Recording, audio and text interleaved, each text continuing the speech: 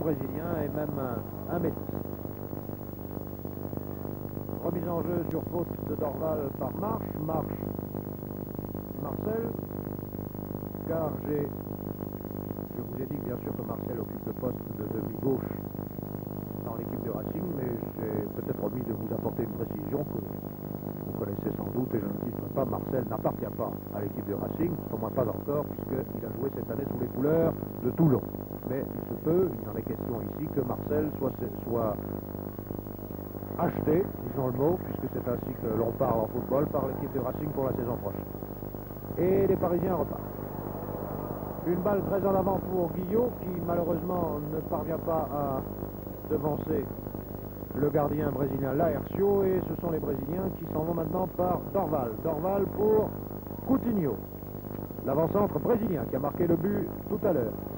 Est-ce que Pelé, oh là là là là là, vous avez vu cette cabriole de Pelé qui s'est jeté sur cette balle qu'il pensait bien pouvoir atteindre de la tête et qui a culbuté sur les photographes qui sont derrière les buts de Taillandier, et je n'ai pas l'impression que Pelé se soit fait très mal pendant que Pepe tirait ce corner. Du reste, Pelé a voulu saisir de la balle mais il boitille un petit peu.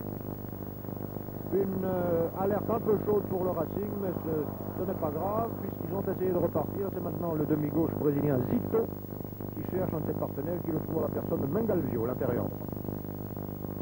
Mangalvio, Coutinho, Formiga, le demi-centre. De nouveau Coutinho, attaqué par Sénac et par Marcel. Mangalvia, Coutinho, vous avez vu la rapidité avec laquelle Coutinho évolue. C'est un homme extrêmement dangereux, il pratique exactement dans le même style que Pelé pour l'instant. C'est Ujlaki. Ujlaki qui est arrêté par Calvet. Dorval, Coutinho. Mangalvio. Les Brésiliens, vous avez le constaté, tentent souvent leur chance de loin, et je ne sais pas si Taillandier va pouvoir parer tous les tirs qui vont lui être décochés. Pelé qui a talonné pour Pepe, mais Pepe était trop loin. Et le Racing va essayer de repartir par Grillet. Grillet qui joue maintenant en position intérieure, mais ce n'est que provisoire puisqu'il est là parce que Torpa s'est porté à l'aile droite et Grillet rabat sur Ujlaki. Que va faire Ujlaki? Une balle courte pour Torpa, mais c'est Carlos qui est un arrière extrêmement puissant, vous l'avez vu, à dégager en force.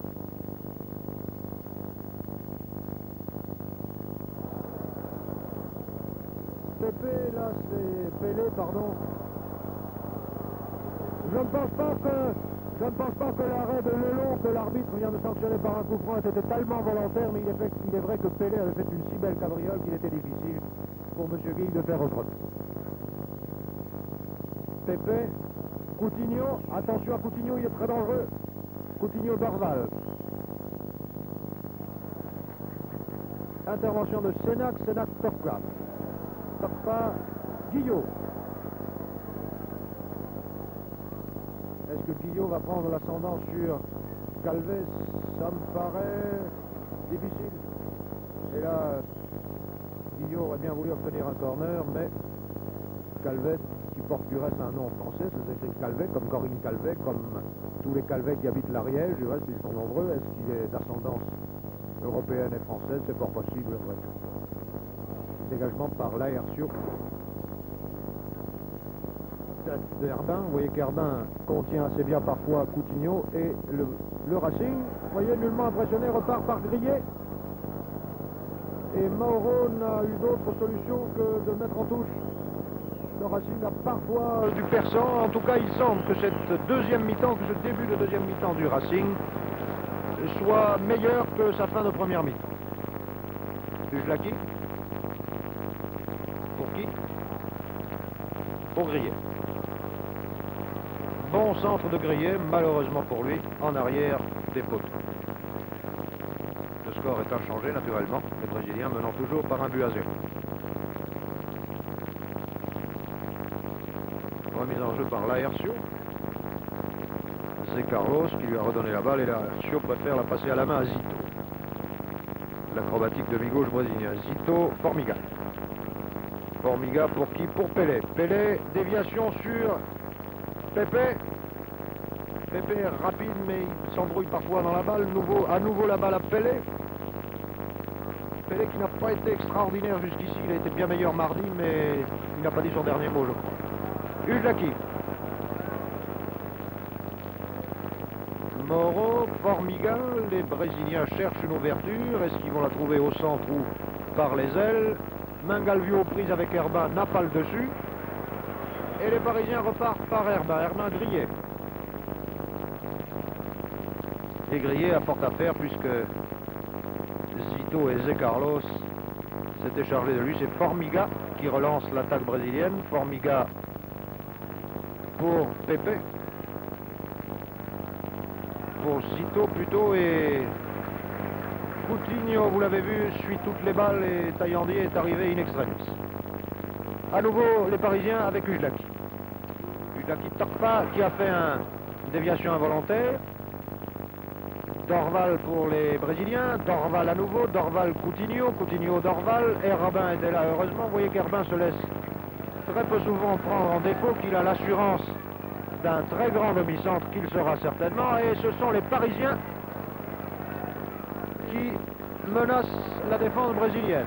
Tokpa est arrivé un peu tard sur la balle et Mauro n'a pu tout de même la dévier et il a dû concéder un corner que va tirer Guillot. Pour Sénac. Guillot a préféré passer la balle à Sénac plutôt que de faire un tir vers les buts. Très bon tir de Sénac, tête de Grillet à côté. Hélas, ce n'est pas encore le moment où nous l'espérons, les Parisiens vont égaliser.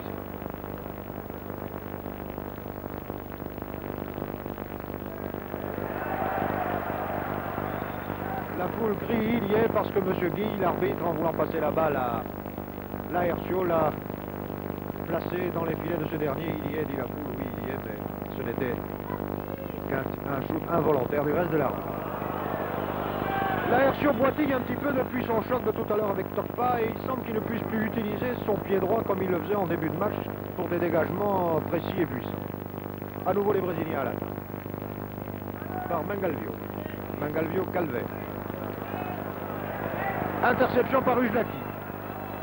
Il cherche un partenaire démarqué qui trouve Grillet. Grillet Tokpa. Bon tir de Tokpa, mais hélas, personne à la réception. Nouvelle tentative. Le tir d'Ujlaki était bien parti. Et sans le dos de Formiga, eh bien, Laercio en aurait été quitte pour une belle détente. Et c'est un nouveau corner pour le Racing, follement encouragé par ses supporters, tiré par Guillot. Tibari Grillet. Centre de Grillet. Oh là là là là là là! Oh là là là là! La balle a ricoché devant Laercio et Marcel a failli marquer un but. Les Brésiliens ne font plus du tout ce qu'ils veulent depuis déjà 5 minutes. Et le Racing fait mieux que se défendre. Cela ne veut pas dire que les Brésiliens ne vont pas se ressaisir. Pelé à la balle. Est-ce que nous allons voir du grand Pelé? Est-ce que nous allons voir ces acrobaties dont il est coutumier? Oui, oui, bien sûr. Bien sûr, Sénac est intervenu un peu rudement sur Pelé, mais je ne pense pas que ce soit tellement volontaire. Néanmoins, l'arbitre a raison d'accorder un coup franc à Pelé.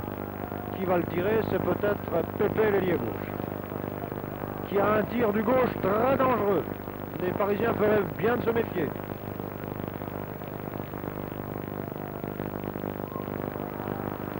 On respire pour eux car ce tir puissant, comme vous l'avez vu, a ricoché sur le mur des Parisiens qui repartent par Sénac. Interception par Mangalvio, Mangalvio Calvet, Calvet Moro. Et Pelé n'a pas su capter cette balle. Est-ce que Zé Carlos va pouvoir relancer son attaque? Oui, par Zito maintenant. Zito pour qui? Pour Mangalvio. Mangalvio qui ne peut rien contre Sénac. De nouveau Sénac.